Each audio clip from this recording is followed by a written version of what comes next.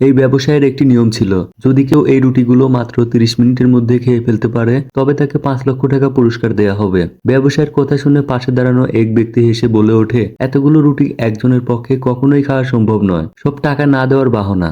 ব্যবসায়ী তখন রাগান্বিত হয়ে বলে, পুরস্কার কি এমনি এমনি দেওয়া যায়? যদি সাহস থাকে তবে খেয়ে দেখাও, আর না পারলে চুপচাপ এখান থেকে সরে পড়ো। সেই ব্যক্তি হতাশ হয়ে বলে, হুজুর, এখানে 100 থেকে 200টি রুটি আছে, এগুলো তো মানুষের সাধ্যের বাইরে। ব্যবসায়ীর চামচা তখন সগর্বে বলে ওঠে, হুজুর, এখানে কেউই এই রুটি খেয়ে পুরস্কার নিতে পারবে না। হঠাৎ ভিড়ের মধ্যে থেকে এক সাহসী যুবক সামনে এসে বলে, হুজুর, আমি এই সবগুলো রুটি খাবো। যুবকটির কথা শুনে সবাই অবাক হয়ে যায়। যুবকটি রুটি খাওয়া শুরু করে। প্রথম দিকে আত্মবিশ্বাসের সঙ্গে খাচ্ছিল, একটার পর একটা রুটি গলৎকরণ করছিল। যখন প্রায় অর্ধেক রুটি খেয়ে ফেলেছে তখন হঠাৎ করে তার গলায় খাবার আটকে যায়। সে তাৎক্ষণিক পানি চায়, কিন্তু ব্যবসায়ীর চামচা তীব্র কণ্ঠে বলে ওঠে, এখন কোনো পানি দেওয়া যাবে না। যুবকটি তৃষ্ণায় কাতর হলেও সাহস হারায় না, অদম্য মনোবল নিয়ে একের পর এক রুটি খেতে থাকে। শেষ পর্যন্ত 30 মিনিটের মধ্যেই সমস্ত রুটি শেষ করে ফেলে। সবাই তার সাহসিকতার প্রশংসা করতে থাকে। রুটি শেষ করে ব্যবসায়ীকে বলে ওঠে, হুজুর, আমার পুরস্কার দিন। তখনই ব্যবসায়ীর মুখ কালো হয়ে যায়। সে কিছু বলতে না পেরে রাগে তার চামচার দিকে ঝাঁপিয়ে পড়ে